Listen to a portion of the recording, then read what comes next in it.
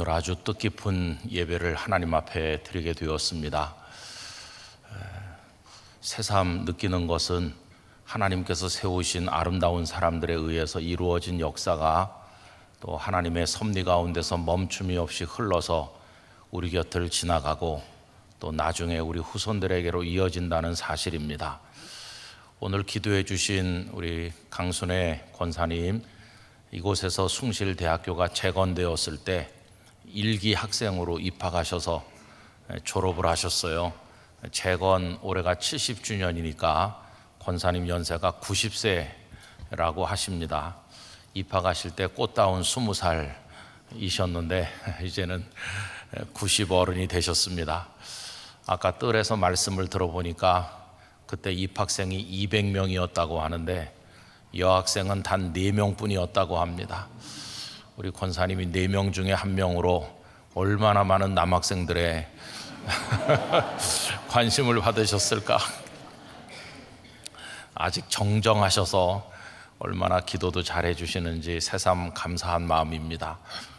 오늘 이 예배를 위해서 우리 장범식 총장님을 비롯해서 부총장님, 많은 보직 교수님들, 이사님들, 또 학교 관계자들이 오셨고, 또 웨스터민스터 합창단을 비롯해서 학교 직원 여러분들과 많은 분들이 오늘 오셨습니다.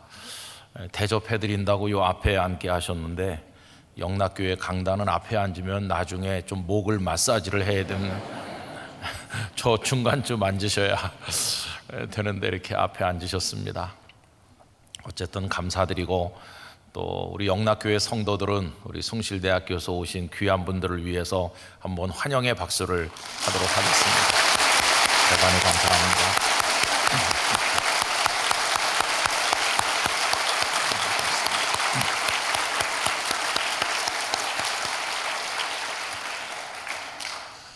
잘 아시는 것처럼 숭실대학교는 1897년 베어드 선교사님에 의해서 평양에 세워졌습니다. 그리고 1906년에는 4년제 대학교로 인가를 받음으로써 우리나라 최초의 근대 대학이 된 것이죠. 그러다가 이제 신사참배 압박이 거세질 때 신사참배 하느니 차라리 학교 문을 닫겠다고 하는 결연한 신앙의 의지를 가지시고 1938년에 학교 문을 닫게 되었습니다. 그리고는 이제 16년 동안 학교가 문을 닫은 채로 지냈는데 그동안에 참 많은 일이 있었습니다. 그 16년 동안의 일제는 마지막 발악을 하듯이 만주에서도 전쟁을 일으키고 동남아 여러 나라는 말할 것도 없고 나중에는 태평양 전쟁까지 일으켜서 얼마나 많은 사람들을 죽음으로 몰아넣었는지 알 수 없습니다. 그러다가 하나님께서 이 땅을 불쌍히 여기셔서 1945년에 정말 꿈에도 이게 정말 사실인가를 의심할 만큼 하나님의 기적 같은 방식으로 우리에게 광복을 주셨습니다. 1945년 그 광복의 기쁨을 누리게 되었는데, 그러나 불행하게도 그 광복은 또 하나의 비극의 시작이었습니다. 통일된 모습으로 광복된 것이 아니라 38도선을 기점으로 해서 북과 남이 나뉘게 됐습니다. 남쪽에는 미군이 진주하게 되었고 38도선 위에는 소련군이 김일성과 함께 들어오게 되었습니다.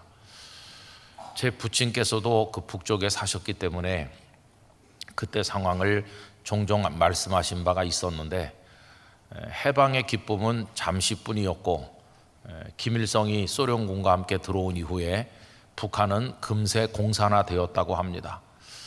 저희 맏형님은 지금 살아계시면 87세쯤 되셨습니다. 그런데 그때는 중학생쯤 되셨는데 교회 다닌다는 이유로 날마다 학교에서 불려나가서 자아 비판을 받고 공격을 당하고 그렇게 했다고 합니다. 그렇게 어렵게 몇 년 지나다가 1950년에 6.25 전쟁이 발생하게 된 것이죠. 영락교회는 1945년 해방되던 해 우리 한경직 목사님 신우주에서 목회를 하시다가 북한 땅의 치안 부재가 염려되어서 북한 땅의 치안도 유지하고 여러 가지 민족적인 기여를 하기 위해서 노력하셨지만은 소련군의 행태를 보면서 목사님은 그곳에 당분간 희망이 없겠다는 판단을 하셨습니다. 그래서 일찍 남쪽으로 내려오셨고 1945년 12월 첫 주일에 이곳에서 베다니 전도교회라는 이름으로 교회를 세우셨습니다. 그리고 약 4년 6개월 가까이 지난 이후에 6.25 전쟁이 발생한 것이죠. 저는 영락교회를 6.25 전쟁 이후에 세우지 않으시고 6.25 전쟁 전 해방되던 해 먼저 세우신 하나님의 뜻이 뭘까 하는 생각을 해보았습니다. 영락교회가 이곳에 미리 세워져 있음으로써 38도선을 넘어서 남쪽으로 내려온 많은 사람들의 보금자리가 되어 주었습니다. 그리고 여기 교회가 있음으로써 전쟁을 앞두고 그리고 전쟁 이후에 많은 눈물의 기도를 하나님 앞에 올리게 하셨습니다. 아까 뜰에서도 잠시 우리 총장님과 말씀을 나눴습니다마는 우리가 지금 앉아 있는 이 예배당은 지금은 양쪽으로 이렇게 날개가 달려 있습니다마는 그때는 요 날개는 없고 직사각형 예배당만 있었습니다. 그게 완공된 것이 6.25가 나기 한 달 전쯤이죠. 그래서 예배당을 지은 기쁨이 넘칠 텐데 성도들은 웃지 못했습니다. 왜냐하면 1950년 1월에 미국 국무장관 애치스는 한반도는 방어선에서 제외한다 이런 발표를 했기 때문입니다. 요즘도 미국 대선을 앞두고 트럼프 후보는 마치 한국에서 미군을 뺄 것처럼 이야기도 한다고 하는데 그때도 그런 상황이 왔고 우리를 방어선에서 제외한다고 발표한 겁니다. 일본까지만 방어하겠다 이렇게 발표하고 나니까 소련군과 김일성은 안심하고 쳐내려오게 된 것이죠. 그래서 이 예배당이 완공되었을 때는 풍전등화의 위기에 있었습니다. 그때 이승만 대통령과 우리 정부는 미국에 대해서 강력하게 항의하면서 이 땅을 지켜야 된다고 호소했다고 합니다. 그래서 미국 대통령 트루먼은 국무부 특사를 한 사람 우리에게 파견하게 되었는데 그는 덜레스라는 분이죠. 그분이 한국의 특사로 나와서 하나님의 특별하신 섭리 가운데서 영락교회 예배에 참석하게 됩니다. 그때 영락교회 성도들은 새 예배당을 짓고 날마다 여기 모여서 울면서 이 나라를 지켜주시도록 기도하던 중이었는데 그분이 이곳 예배 참석을 했다가 큰 감동을 받게 되었다고 합니다. 가슴이 뜨거워진 그분은 미국 정부에 이런 나라를 지키지 않는 것은 청교도 정신으로 세워진 미국의 책임을 버리는 것이다. 이 나라를 반드시 방어해야 된다. 이렇게 연락을 하게 되었고 그러는 어간에 주일 새벽에 6월 25일 전쟁이 발생하였습니다. 이 덜레스 씨의 긴급한 연락도 있었고 또 여러 가지 노력들이 기울어졌고 무엇보다도 하나님께서 우리를 불쌍히 여기신 끝에 6월 25일에 전쟁이 발생했는데 단 이틀 만에 6월 27일에 안전보장 이사회가 긴급 소집이 되어서 한반도를 방어한다고 결정하고 유엔군 파병을 결의하게 되었습니다. 그리고는 잘 아시는 것처럼 메가더 장군에 의해서 인천 상륙 작전이 이루어지면서 이 땅을 지켜내게 된 것입니다. 우리가 휴전선 아래 자유 대한민국의 이 축복을 누리면서 마음껏 예배하고 교육을 받고 미래를 위해 달려갈 수 있게 된 것은 그때 특별하게 허락하신 하나님의 은총의 결과라고 생각합니다. 그래서 하나님께서 1945년 12월에 여기 영락교회를 미리 세우신 것은 우리 민족과 이 나라를 위한 기도의 헌신, 눈물의 헌신이 있게 하시려는 뜻이었다 이렇게 생각을 하고 있습니다. 그러면서 전쟁이 끝난 이후에 또 한경직 목사님과 영락교회는 여러 재건에 나서게 되었는데 그 중에 대표적인 것이 숭실대학교를 재건한 것입니다. 그것이 1954년이죠. 그래서 오늘 2024년이 되니까 70주년을 맞이하게 된 것입니다. 숭실대학교는 다시 재건되었을 때 참 어려웠습니다. 학교 건물도 없어서 영락교회 건물에서 수업을 하면서 오늘에까지 이르게 되었는데, 지나간 70년 동안 하나님께서 숭실대학교를 장족의 발전을 하게 하셔서 이제는 세계적인 대학으로 발돋움하기 위한 꿈을 가지고 계속 노력하면서 여러 분야에서 많은 열매를 거두는 대학교가 되게 하셨습니다. 또 오늘에 이르러서 IT가 컴퓨터 계통의 산업이 최첨단 산업으로 모든 산업을 끌고 나가고 있는데, 우리나라에서 최초로 1970년 컴퓨터 학과를 개설한 곳도 역시 숭실대학교입니다. 그래서 학문을 선도하고 여러 분야에서 앞선 대학교가 되었습니다. 무엇보다도 숭실대학교는 아까 우리 권사님께서 기도하신 것처럼 세상적 가치에서 1등이 되기보다는 하나님 보실 때 1등이 되는, 그래서 진정한 가치를 추구하고 하나님의 뜻을 따라서 세상을 밝히는 등불 같은 인재들을 키워내는 학교로 오늘까지 하나님의 말씀 안에서 학생들을 지도해 왔다고 생각합니다. 이제 오늘 70주년을 맞이하면서 예배하는 것은 두 가지 뜻이 있다고 생각합니다. 한편으로는 지난 세월에 베푸신 하나님의 은혜에 대한 감사입니다. 그리고 또 한편으로는 다가오는 새로운 시대를 향한 하나님을 의지하는 믿음의 기대요, 또 우리의 다짐입니다. 그런 의미에서 오늘의 예배가 숭실대학교와 영락교회 모든 관계되신 분들에게 하나의 분기점이 되기를 간절히 바라는 것입니다. 저는 오늘 이 말씀을 준비하면서 참 의미 있는 숫자를 하나 발견했습니다. 그것은 16이라고 하는 숫자입니다. 그 숫자의 의미는 이러합니다. 바벨론의 포로로 끌려갔던 백성들이 고레스 왕의 명령에 따라서 유대로 귀환하게 되고, 총독 수룹바벨과 대제사장 여호수아를 중심으로 무너진 성전을 재건하도록 시작을 합니다.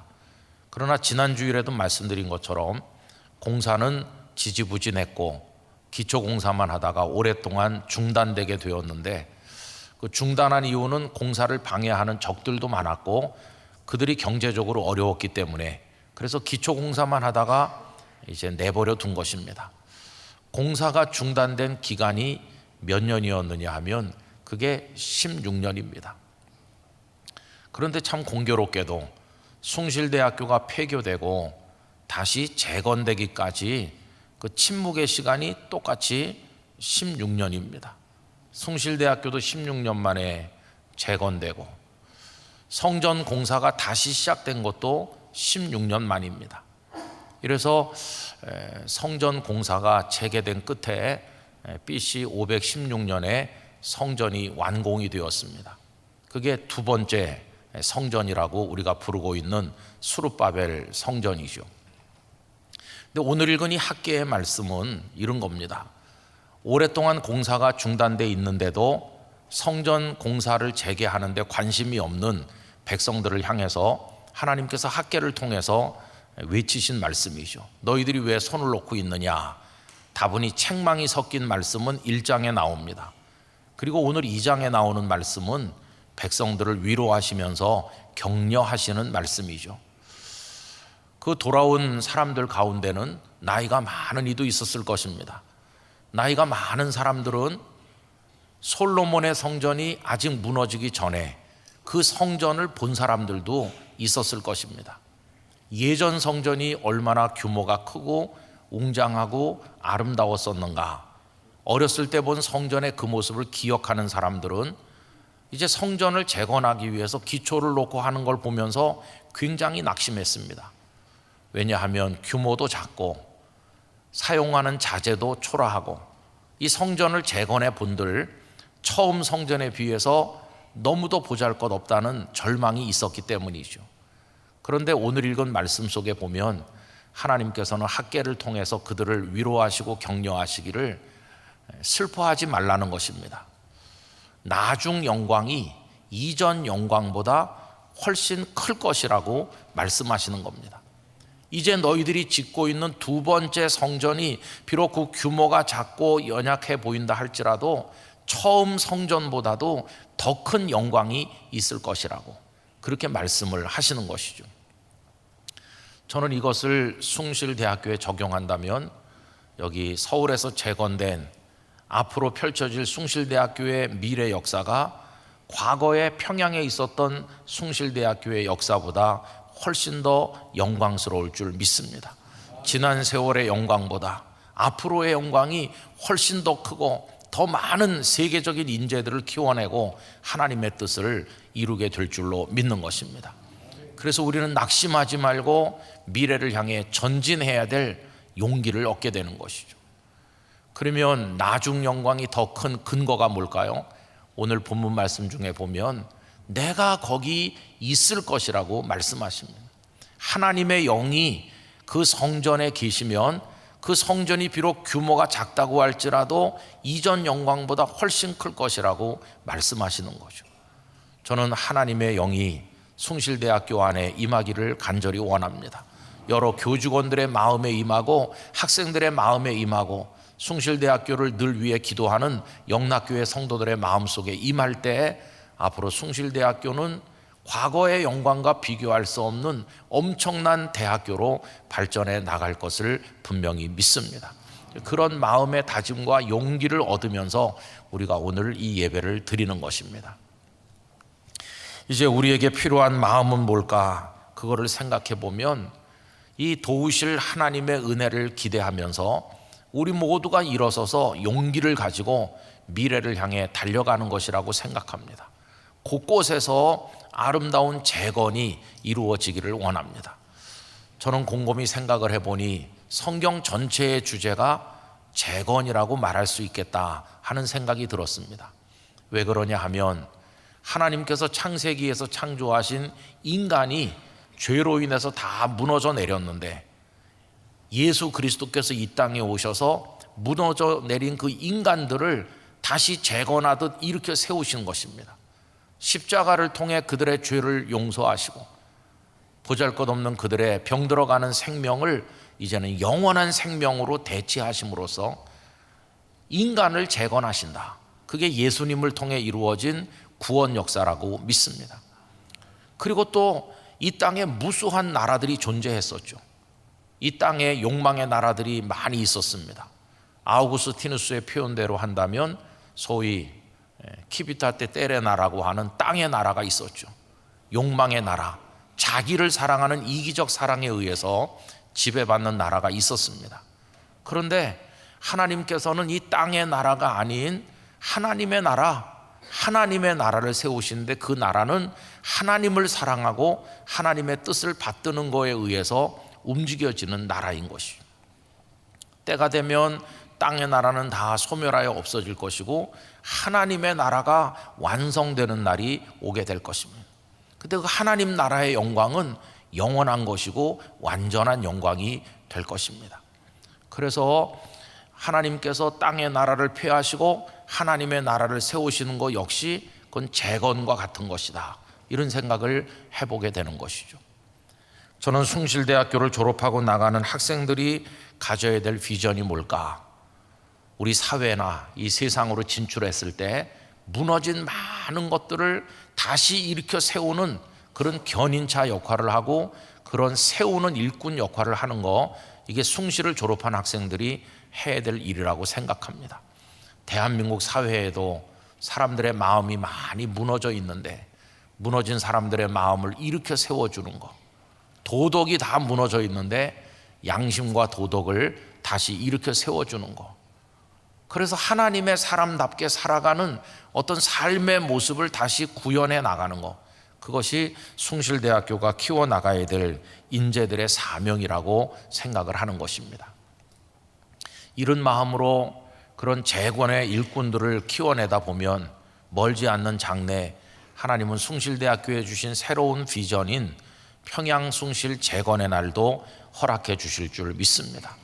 머지않아 휴전선이 무너질 날이 오고 전쟁에 의하지 않은 평화로운 복음 통일의 날이 오고 그리고 평양에 다시 예전에 평양 숭실대학교를 재건해서 평양에도 숭실이 있고 서울에도 숭실이 있어서 이제는 세계적인 대학으로 발돋움하는 그런 날이 반드시 오게 될 줄로 믿습니다. 불가능한 것을 이루시는 하나님이십니다. 사람의 눈에는 불가능하지만 하나님의 손 안에는 이미 다 계획이 있을 줄로 믿습니다. 우리가 무릎 꿇어 겸손히 기도하면서 하나님의 뜻을 받들 뿐입니다. 저는 우리 한경직 목사님께서 재건을 위해 이 땅에 태어나신 분이시다, 그런 생각을 할 때가 많이 있습니다. 전후에 사람들의 삶이 무너지고 마음이 무너지고 학교가 무너지고 다 무너진 전쟁의 폐허 위에서 한 목사님은 일으켜 세우시느라고 당신의 평생을 바치신 분이라고 생각합니다. 제가 영락교회 목사가 된 이후에 깨닫는 것은 한 목사님 저 설악산 최양하우스 뒤에 거기 가도 목사님이 늘 무릎 꿇어 기도하셨다는 기도바위가 있고, 은퇴 이후에 기거하셨던 남한산성 우거처 옆에 가도 목사님이 기도하셨다는 기도터가 남아있고, 목사님은 그 많은 순간 무릎을 꿇으셨는데 그 무릎을 꿇은 이유가 뭘까? 일으켜 세우는 일, 그것은 사람의 힘으로 되는 게 아니기 때문에 도우시는 하나님의 은혜를 갈망해서 목사님은 수없는 기도를 드리고 눈물을 흘리시고 사람들을 사랑하고 이 대한민국을 사랑하시고 세상을 사랑하셨다고 믿습니다. 오늘 숭실의 구성원이 되고 영락교회 성도가 된 우리들이 배워야 될 것은 한경직 목사님의 그러한 영적 모습이라고 생각합니다. 여러분, 우리도 계속 무릎을 꿇어 교회와 학교와 이 나라를 위해 기도하기를 원합니다. 우리도 하나님의 도우심을 구하기를 원합니다. 그렇게 할 때 하나님께서 한경직 목사님이 하셨던 것처럼 영락교회와 숭실대학교를 통해서 앞으로도 많은 것을 일으켜 세우시는 위대한 역사를 이어나가시게 되리라고 믿습니다. 그리고 우리는 그 선한 도구가 될 줄로 믿습니다.